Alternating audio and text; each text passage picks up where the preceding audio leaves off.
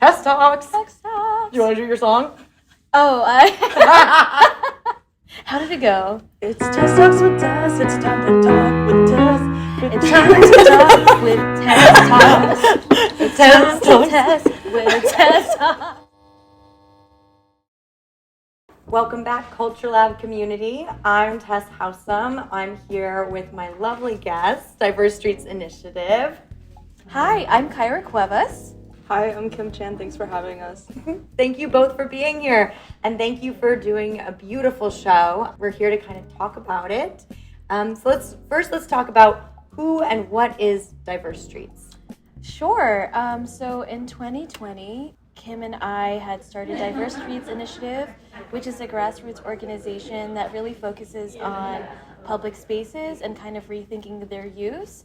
In the 1930s, redlining was a policy practice to really segregate different neighborhoods and segregate Black and brown neighborhoods especially. And that's kind of why you see different neighborhoods of different ethnicities segregated in different areas. And really what the street for us can do is bring those communities together.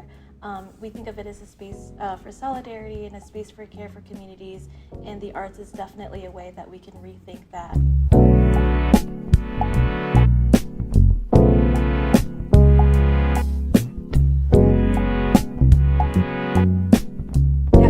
Kim, will you kind of talk to us a little bit about the name of the exhibition, Solidarity and Safe Spaces? I believe that kind of speaks to the Diverse Streets Initiative, but maybe you could tell us a little more about that? Sure. So Solidarity and Safe Spaces, I believe Kyra had termed the title. It's a culmination from our previous summer show, which was our Resilience series. We were very lucky to have gotten our first grant due to Kyra's leadership from Flushing Town Hall. Solidarity and Safe Spaces was just another way for us to do that, this time through a zine, and this time through a temporary home for the artist's work, thanks to you guys. Well, we've loved having you here, and having the artist's artwork outside of the zine, too, is such a unique experience. You know, oftentimes you go and you see these beautiful zines, and you wonder the scale of the art. Well, we were able to really bear witness to that in full spectrum at Culture Lab. So if you want to tell us a little bit more about curating the show and starting this zine. Yeah, sure. So one really exciting part about this show is having a companion zine that our amazing intern Bella Gallo helped us with.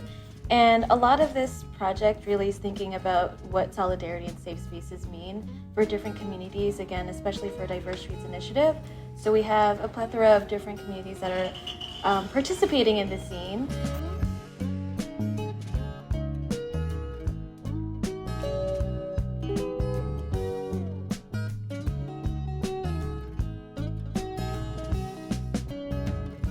So I guess what we're really interested in hearing is each of you have an art piece in this show. Yeah. So could you maybe talk to us about your specific art piece? What are the influences? What is the messaging? You know, where did you come from when you were creating it? And how do you hope folks will appreciate your work? Sure.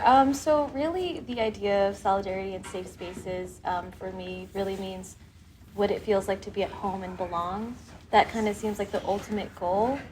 So when I was making my piece, it was a reflection of the dual identity of being a first-generation American, first-generation Filipino-American. Oftentimes in American education, we don't really learn about our histories, in particular, like Filipino-American history, or Filipino history in general. So it was kind of an investigation of thinking about like what Filipino Woodside would look like if it was in the pre-colonial context, and then also like what Woodside looks like now. So for me, a reflection space is a space always in motion.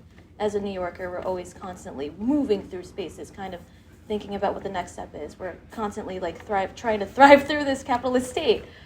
So that's why the pieces were hung at the scale that they are, at the height that they are, and they're built to scale of the subway windows. And there's also sound components to each window. So they were done in collaboration with Ferdous Republic, and we both worked together to create 2 different sound scores to reflect that like experience of feeling like you're home and belonging. Thank you. Kim, why don't you tell us a little bit about your pieces in the show? Sure. So 3 out of the 4 are snippets from my comic Queens, I Love You But You're Bringing Me Down. My work in general is to kind of call for international solidarity and intersectional solidarity, just to show our struggles, even if they are very much their own issues, but they're not as different as we think they are. We're all trying to fight the same thing, which is white supremacy. Queens, I Love You But You're Bringing Me Down kind of talks about tensions between Black and AAPI communities, because white supremacy has pitted us against each other for a long time. Growing up in the United States, it's virtually impossible to grow up without having to unlearn these racist ideologies, and specifically because of the imperialist ties in the Philippines, there's a lot of anti-Blackness in our community, unfortunately. So that's just another thing that we have to tackle, and that's what I wanted to talk about in the comic, as well as the separate comic, which was a reaction to the Atlanta shooting, as well as the anti-hate crimes that are still taking place, most recently with the Lai family. They're both personal, but this one felt a little more personal just because of the stakes that are still currently existing.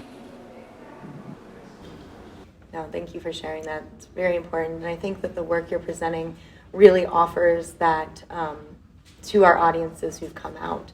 And I kind of love the juxtaposition of that work hanging right off of our Iranian women's show as well, right? The conversation between these two worlds, and how can America also, we're not a safe space either, right? So how can we continue to work towards that together?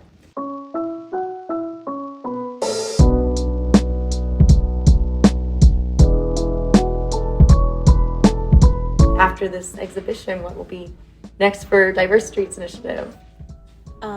So there are 2 things.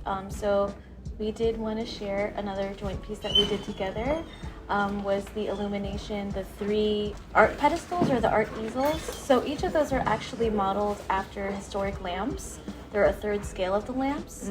So they're actually crafted by hand by Janine Wang's studio. Incredible. So lucky to be her friend, and so lucky to be able to finish those lamps with her. And so those will be used to now show art on the streets. So we're super excited about that. So we can show art not on the actual asphalt, but in a space. You're raising it up. Yeah, we're raising it up. So we're really excited about that.